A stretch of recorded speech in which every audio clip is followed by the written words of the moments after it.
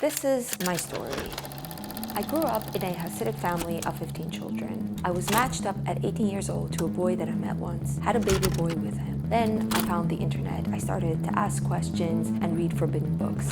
What I learned changed how I saw the world and how I wanted to live. And this change led me to leave. Moving was so hard because I had to fight for custody of my baby. I finally left with him and started a new life as a modern, feminist woman, a single mom, self-determined and eager to embrace the adventure. That's my story. Or rather, it's one cookie-cutter version of it. It's true, it really did happen, but it's only a story. It's the typical ex-high-demand religion story, the unorthodox story, if you will. Talking about my life in this way reflects biases, outlook, beliefs, my new society's mythologies. I've here strung together my story from hundreds of thousands of events in my life, chosen a few moments to make a narrative that gives me meaning, confidence, and comfort. I'm sure that my ex-husband, my mother, my father, my friends, my ex-parents-in-law, they would tell you what happened very differently. They have their own stories. They selected different events. They have different high moments and different heroes and villains. Can several stories of the same events be true? This video is about that. It's about how it can, how the same thing of someone leaving the Hasidic community, let's say, can be told so differently depending on the eyes of the teller, let's say an insider or an outsider. And it's about what that lesson means to me. I'll do this with a side-by-side analysis of two almost contradictory narratives. One is the Hasidic return to the faith narrative, as it is portrayed in the music video, Mein Kind, Eichu, Where Are You? Which means, My Child, I Cried Out, sung by Michal Schnitzler. The other is the famous Leaving the Oppressed community narrative told in the Netflix miniseries Unorthodox. I just want to share a little disclaimer that when I share with you how I interpret each story to present the situation, I'm describing the narrative tropes, how the narrative is relaying the reality, not how it is really in real life. So this is a reflection of mythologies and tropes, not actually commentary on reality. So let me start by telling you both stories. Unorthodox is the story of Esti, who grows up in a repressive religious world. Her father is an alcoholic, an abusive landlord. Her mother has abandoned her and disappeared. Her grandmother, who's raising her, is a traumatized Holocaust survivor, and her aunt, who helps raise her, is overbearing and judgmental. At about 18 years old, Esti is set up in an awkward meeting with a boy and is engaged to marry. She follows all the onerous rules like ritual bathing and learning about kosher sex. Her marriage is a disaster because she can't consummate her marriage for many, many months. Her mother-in-law blames her for not conceiving a child. Her world feels brown and airless. She's often either crying or stoically silent. Her purpose is to reproduce, and she's failing at it. A depressed and miserable Esti finally has had enough, and she flees. She flees to Berlin. She enters a coffee shop there and makes a great, diverse clique of new friends. She starts to explore the world. She eats a ham sandwich without, to her surprise, vomiting. She gets great-fitting jeans, visits a nightclub, gorgeous beach, and has sex with a very handsome man. In a moment of loneliness, Esti calls home. Her grandmother hangs up on her without speaking. This is the final connection to Esti's past that breaks. Esti has always been secretly musical, and in Germany, she no longer has to hide her true self.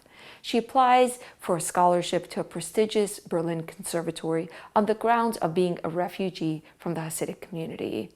For her audition, she sings a Hasidic song. It makes a profound impact. She's admitted. Esti now has a new lease on life. Esti's liberation is our happily ever after. Mein Kind, I Cried Out is the story of Mendel, who grows up in a bright Hasidic home in a middle-class looking bar park with two parents and many siblings. His life is rich with ritual and festive lifestyle moments, a respectable family with doting parents. Mendel is a brilliant child who wins awards and gives a memorable speech at his bar mitzvah. His father sings, Zum Kind war's ungesucht, Eides, dann Rebes in Magida Schie. And then somehow this promising young man falls through the cracks.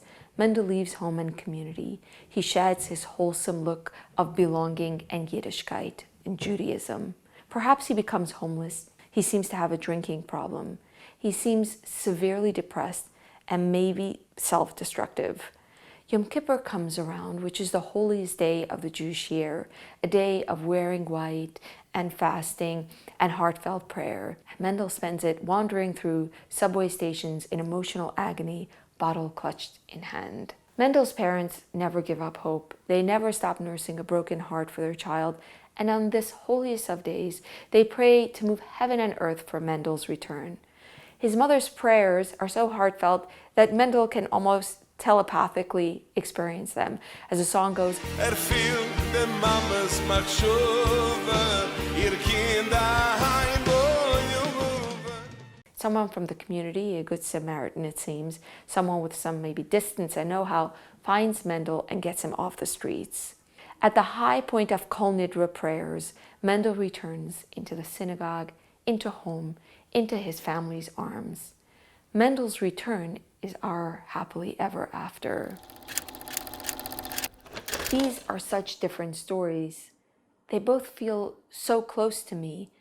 They are both about someone leaving the community. And I actually pray for both outcomes, for the young seeker to successfully leave, but also for the grieving parents to be successfully consoled with their child returning. But we can't have both outcomes at once. So each society picks a hero, if you will, a protagonist, based on their own mythologies, on how it makes sense of what leaving the community means, and so determines which of the two happily ever afters it will play out. In Unorthodox, the hero is clearly the person who leaves. She is the central character. Our sympathies are with her and not the parents, and that's not by accident. This is, after all, a genre in modern entertainment of the heroine who breaks away from a repressive environment and embraces the great world of enlightenment and individuality and freedom. It's the story of the hero who stands up to calcify tradition and goes after the dream. In fact, usually when you tell secular people of someone who left, they will say, "Good on them, that's so brave." Even if they haven't heard any details, they've already picked their protagonist, primed by their world and their values. Let me put it another way. If stories are about walking a mile in someone's shoes, stories like Unorthodox put on the shoes of the person who leaves. In Mein Kind, the protagonist is instead the one who stays loyal to the faith, meaning the grieving parent. When you tell someone in the Hasidic community that someone left, their first response, without any details, will be, "Oy, my heart breaks for those poor parents." This too is a genre for religious stories of the selfless parent and their tremendous pain. When the audience of this song cries, they cry because they have long been primed to feel this pain for the parents. Here, let me again frame it in terms of shoes. If you are to walk a mile in someone's shoes, Hasidic stories put on the shoes of the one who stays true to the faith and the great personal pain they go through as a result. How this very religious community is painted makes a big difference as well in how effectively you will walk in the main character's shoes. So, if the people in the community are helpless and heartbroken, and it just doesn't feel so good to see the heroine flee the world in the night, right? And so the community is portrayed very differently in each story to create very different emotional effects. In Unorthodox, the community is massively powerful. This makes Esti's dangerous journey so much more heroic. When she leaves, a whole operation mobilizes in response. The entire family is called for a meeting with what seems to be some kind of grand rabbi. Even the teenage son attends, and the matter is discussed as one to be handled. The rabbi declares his verdict. We need to find the young woman and bring her back. The grandma's home is searched, and after they figure out that Esti is in Germany, the rabbi orders the husband and his cousin to go and bring Esti back.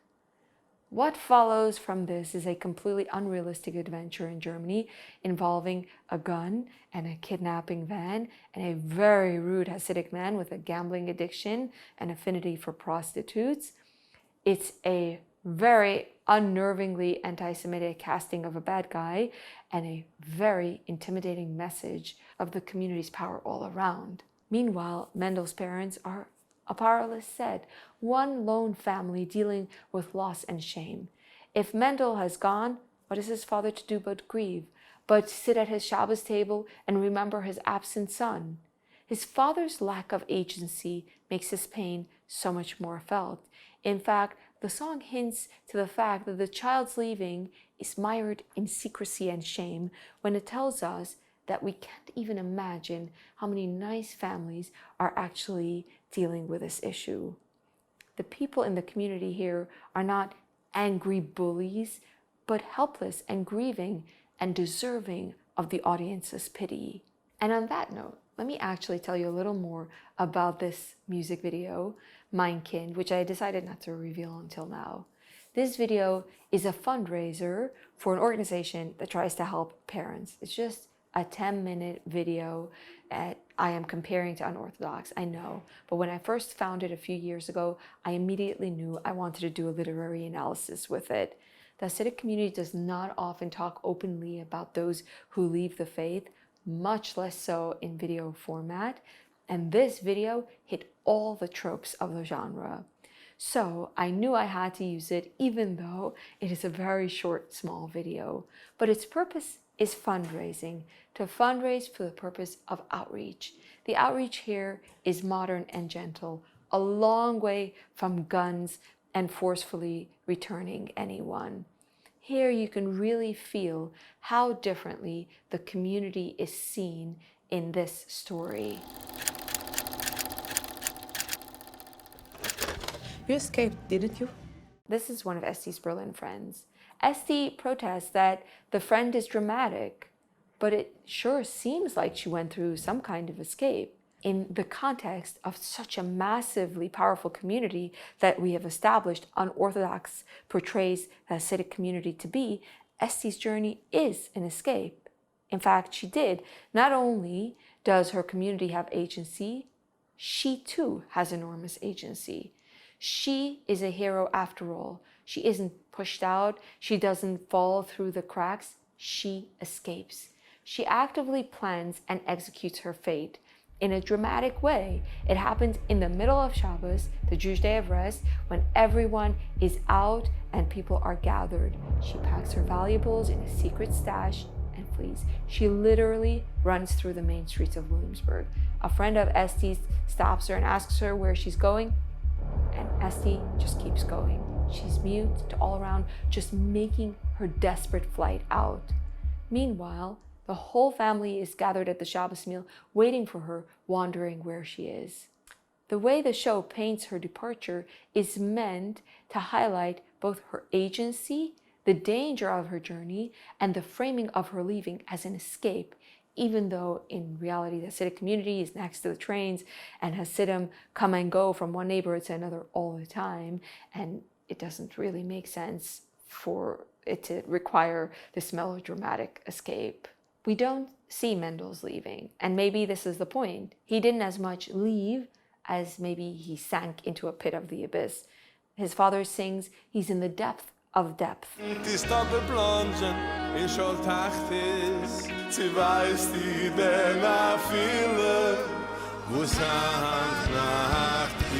Most people who go off the path, which is the refrain for people who leave, OTD, off the derech, do so slowly. And we imagine that it was this way for Mendel, who finally landed somewhere who knows where. He's gone without a trace on the holiest day of the year. There's nothing here that would make you think escape. Mendel is hardly in the driver's seat of his life. His base instincts are.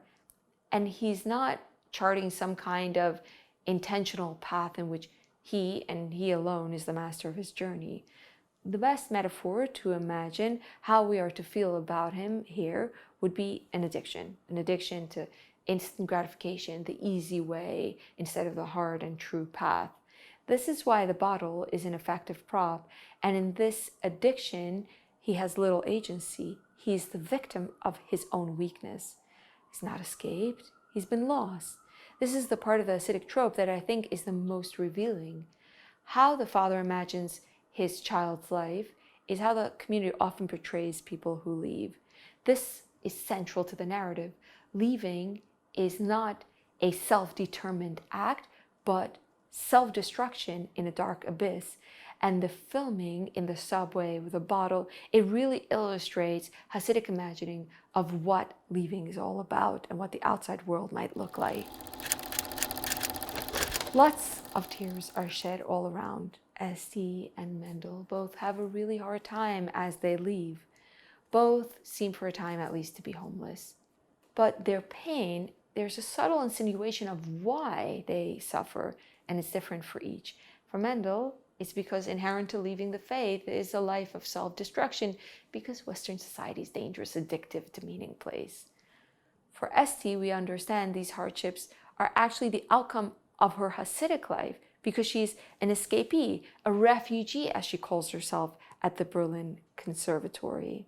These heart-wrenching moments are trying to cast a finger, and the finger away from the audience, whose sympathies are with the protagonist. Where's God in all of this? Shouldn't God be not quite the protagonist, but a main character in a story about community of faith? God is in each story, but in very different ways. For Mendel's father, God is actually a father, a personal comforter, someone who has the power to help him. Singen mir le nefesh betzayre yusir anuche. On the holiest day of the year, Yom Kippur, he will plead with God for a redemptive outcome. For Esti, God is not a father. He is rather the reason for her way of life. He is the one who orders her and her community to live this way. When her friends ask her why she left, she says, God expected too much of me. God is a heavy-handed explanation for this oppressive way of life, and that gentle relationship is absent. Another telling contrast I noticed is that there is a good Samaritan in both, a poignant moment where a stranger steps in and provides relief. But it's noteworthy that in Mein Kind, that stranger is Hasidic, and an unorthodox, that stranger is a secular woman, a hipster from the North Side. We see acts of kindness. We see which society generates them. We are subtly to understand which way of life is one of altruism and goodness, and which one we are to admire. And of course, let's spell out one big contrast as well, which is the genders. Esti is a woman and Mendel is a man. Many of the stories, like Unorthodox, including the stories of other OTT people like Beatrice Weber and Sarah Glass and Leah Vincent and so on, are stories of women. The female point of view resonates with a bias towards the oppression to liberation narrative, being a narrative of women. So many such books exist about women, not only from Judaism, but from other religions and from other insular or unusual societies, and the female perspective seems to be very much preferred. It makes the story a feminist story, because even though Western society has a way to go with women's liberation, empowerment feminist narratives are part of its favorite genres, women's liberation genres. For Mendel's story, the perspective is male, and it's revealing as well. The song does mention a woman leaving, but only one line.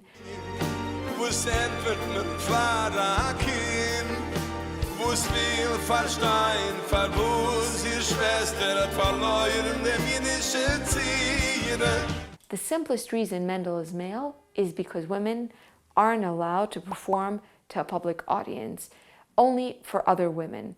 So it's an inherently gendered value system, the patriarchy, if you will, that determines the protagonist's gender. But I think picking a male character also reflects that I believe more men leave the Hasidic community than women. Even though it might seem to outsiders the other way around, I think it's always been the case that more men leave than women. Finally, as we come to the end of our tale, I have to talk about shunning. What do the stories we tell reveal about shunning? Esti does not go into the night in peace. She's first chased, then shunned. None of this is loving or nice. When all fails, her husband tries to come over to her side by chopping off his side curls. Meanwhile, when Esti calls her Holocaust survivor grandma, who raised her from Berlin, sobbing bitterly, telling her how much she misses her, grandma answers the phone, hears Esti's lonely pleas, and wordlessly hangs up. This is a shunning. The concept of shunning is very popular for outside media, maybe because it is so dramatic, it's so final, it's so concrete. The total rejection of the heroine by parents, making her so much more righteous, so much more brave. A lot of non-Hasidic people have told me that they felt this scene with a grandma was understandable and that they didn't judge grandma for her cold treatment. And to this, my question is, why not? If your grandma did that to you, would you not judge her? Why don't you judge the Hasidic grandma? Is it a reflection of expectations that Hasidic parents would put faith before family? The way people expect Hasidic parents to cut off their child, I think, shows different standards applied to these religious groups than regular people. It's born from stereotypes and maybe condescension, not giving enough credit to Hasidic parents to be normal parents who fight for a connection with their child. The trope of cold shunning almost paints Hasidic parents as alien who almost mechanically are able to terminate their relationship with their child. Of course, for Mein Kind, the worldview is so different that there's not even a concept of shunning. The choice isn't to shun or accept the child as they are, if you will. The choice is for the child to return or stay lost. Those are the options, period. Life on the outside is imagined as so devoid of meaning, so destructive, it's practically the equivalent to a child that's gotten lost to hard drugs. The option of accepting the spiritual and literal self-destruction is never there because, as the viewer can see, this is not a life for a child to ever live. It's dark and miserable, and it requires redemption. It requires for him to return to the path, to come back. Now, to be fair, this is changing recently in the Hasidic community a lot, as the concept of acceptance is becoming a serious new option in the more open-minded Hasidic psychology circles. But this is new and was entirely unimaginable when I was leaving. And Mendel's story is still a classic old-school tale. Furthermore, both father and son are understood to have wronged each other. If the child left, both have been in the wrong, and they require reconciliation, even if that reconciliation is on the condition that Mendel becomes religious again.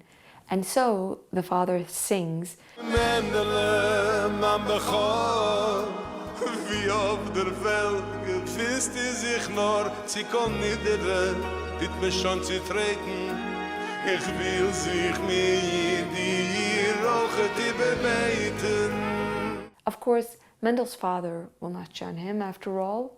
He's waiting for his son to return, and shunning would only interfere. Now, for all the stark contrasts, here's one thing both stories have in common. They both recognize the power of Hasidic music. For Mein Kind, it's the whole thing. It's all song. It's very moving. People in the comments profess to crying. Maybe I did too. In Unorthodox, Esti tries to enter the Berlin Music Academy and is planning to audition by playing piano, but she's told she's middling. She changes her plans and decides to instead sing the Hasidic wedding ceremony song, Mi Bon Siach. Mi bon siach shoishan choichim ahavas kalu mesois doidi. Everyone is deeply moved and she passes. It might be fair to say that Hasidic music is the one universal hero. As I watch these films, Both stories touch me. Well, actually, to be honest, the Hasidic version touches me more, but that's maybe because it's what I was taught to connect to. Or maybe it's because it's written and experienced by people from this world, unlike Unorthodox, which even though it's loosely based on Deborah Feldman's memoir, it was written by Anna Winger and Alexa Korlinsky, both who have nothing to do with the community. Unorthodox just doesn't feel immediate to me. The Yiddish is very strange. The costumes feel very odd. The whole feel is foreign. It just doesn't have that same resonance for me. But I know for sure that both stories are true to a degree. I lived them. I felt the immense pain of leaving the community and the immense pain of my parents watching me leave. But each of these packaged stories are carefully crafted to create real sympathy for one side only. Yes, you can say Unorthodox throws a bone of kindness to Esti's husband and her grandma, and you can say that Mein Kind throws a bone of kindness to Mendel. But we all know who we are really supposed to feel for. I've heard variations of the Esti and Mendel story many, many times. Esti's is told on the outside, and Mendel's is told inside the community. The stories are just narrative tropes. They fail to account for complexities for parents that might be problematic, for children that might be problematic, for complications and personalities and nuances, and importantly, the true perspective of the other side. The framing of each leaving tale is full of assumptions and biases, subtle messages and stereotypes. When we unpack them, we can see how the sausage is made, so to speak, how we can end up feeling so differently in each. And all this reflects the immense power and danger and beauty of stories, and why we should be aware of the tropes to which we frame that which happens and how that limits our empathy. And so ends this story of stories of pain, needing to find a new path, of stories of the pain of a parent experiencing a child taking a radical new path, pains that come from love and life that will break your heart and hopefully mend it back together and bring us to a place of comfort. The end. Well, actually, it's not the end. I'm still here, and if you are too, I'd love to have a conversation about this. I'd love to hear who you sympathized with the most. Was it Esti? Was it Mendel? Was it Mendel's father? Was it someone else? Please share in the comments what your experience is. I so look forward to this conversation. Thanks so much, and bye-bye.